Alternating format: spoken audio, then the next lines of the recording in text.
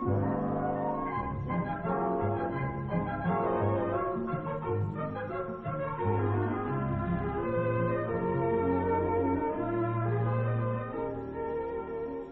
Lieutenant Williams, a police officer attached to the Juvenile Division. I'm on my way to Monroe Junior High School to talk to a group of young people. That looks innocent enough, doesn't it? Lots of young people hitchhike. Seems like a good way to get from one place to another. But sometimes there are dangers involved that never meet the eye. Let's take the case of Jimmy Barnes. Jimmy played baseball all afternoon, and he didn't feel like walking home, so he decided to thumb a ride.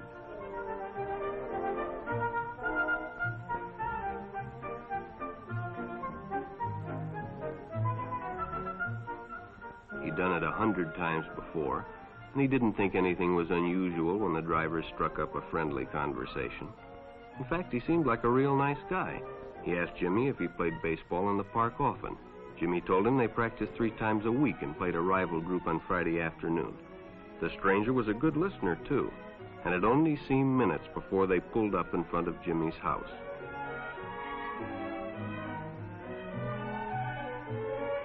When Jimmy got out, the stranger gave him a friendly pat. Then he told him he'd see him again, as he always drove by the park on his way home.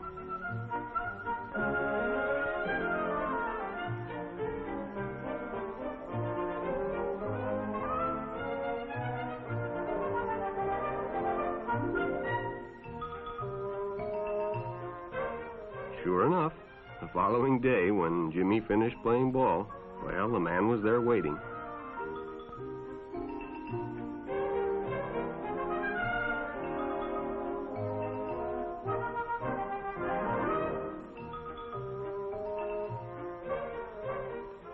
They stopped at a drive-in, and the stranger treated him to a Coke. During their conversation, he told several off-color jokes, but Jimmy had heard others before, and well, it made him feel big to so easily win the confidence of an older person.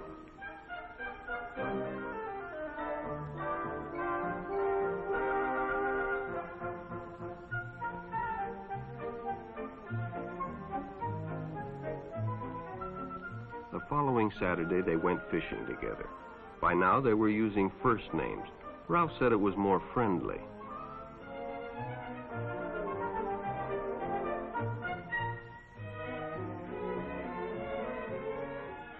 Jimmy hadn't enjoyed himself so much in a long time. Then during lunch, Ralph showed him some pornographic pictures. Jimmy knew he shouldn't be interested, but, well, he was curious. What Jimmy didn't know was that Ralph was sick, a sickness that was not visible like smallpox, but no less dangerous and contagious, a sickness of the mind. You see, Ralph was a homosexual, a person who demands an intimate relationship with members of their own sex. But by now, Jimmy felt a fondness for Ralph, and they continued to go places together. Ralph was generous and took Jimmy many interesting places and did many nice things for him.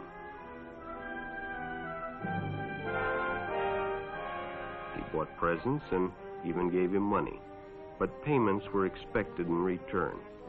You see, Jimmy hadn't recognized Ralph's approach soon enough. When Ralph first asked Jimmy to go fishing alone, he should have discussed it with his parents or teacher. Finally, Jimmy told his parents, and they reported it to the juvenile authorities. Ralph was arrested, and Jimmy was released on probation in the custody of his parents. But all homosexuals are not passive. Some resort to violence, as in the case of Mike Merrick.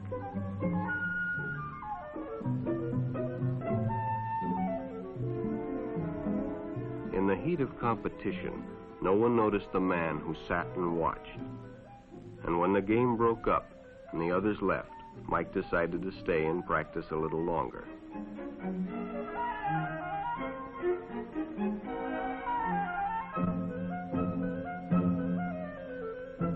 The stranger joined him. He was friendly and, well, it was better than playing alone.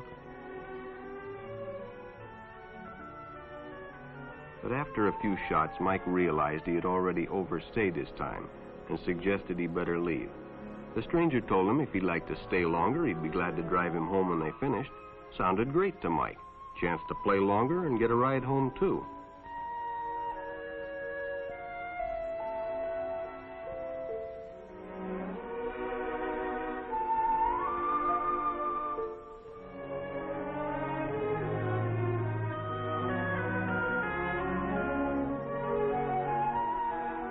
When they finished, the stranger told him he'd make a fine player someday if he got lots of practice.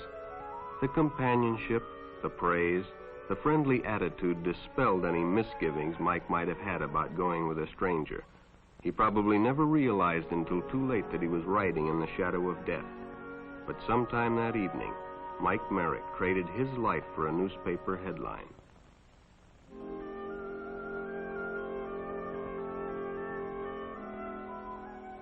As Denny and Jerry got the papers ready for Jerry's afternoon delivery, they only casually noticed the two boys that raced by in the afternoon traffic, and they didn't pay much attention to the car that drew up shortly afterwards until the man called them over.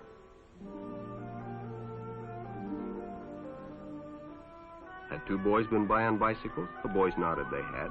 Could they recognize them if they saw them again? Well, Denny guessed he could. Then hop in, the man said. Those are stolen bikes. Without giving it another thought, Denny got in and the car sped away. Jerry watched. He'd been told many times, if a friend got in a car with a stranger, to write down the license number.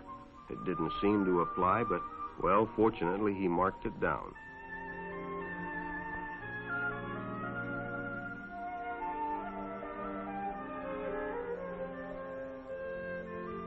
When he delivered a paper to Denny's house, he asked his mother if they'd caught the boys that had stolen the bicycles.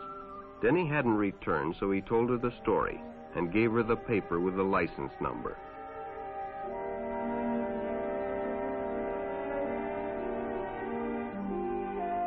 Being a careful parent, she decided to call the police. Jerry supplied the necessary information, and the stranger's car was quickly spotted. It was a good example of how important it is to always get the license number and description of any stranger who takes a young person off alone, no matter what they tell you.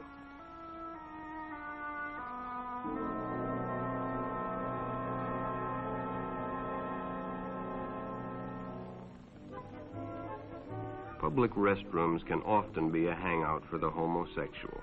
Bobby and his friends hadn't noticed the man who had been in the restroom when they changed, and as it was late, he suggested they take the shortcut under the pier, but the others preferred to take the more traveled way home.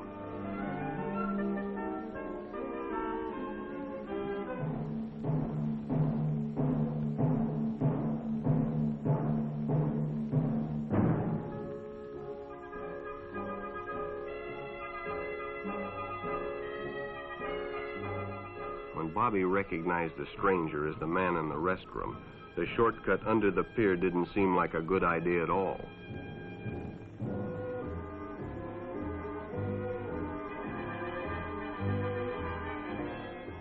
After all, it's more fun to stay with your friends anyway. Bobby had made a wise decision. It may have saved his life. The decision is always yours, and your whole future may depend on making the right one. So no matter where you meet a stranger, be careful if they are too friendly, if they try to win your confidence too quickly, and if they become overly personal. One never knows when the homosexual is about. He may appear normal, and it may be too late when you discover he is mentally ill. So keep with your group, and don't go off alone with strangers unless you have the permission of your parent or teacher.